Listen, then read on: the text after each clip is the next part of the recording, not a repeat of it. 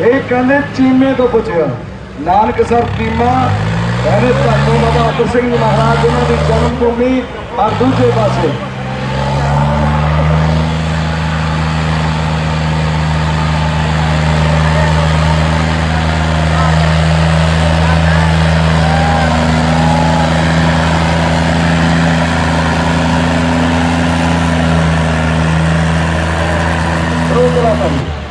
रोकला भाई दूजे आ गए।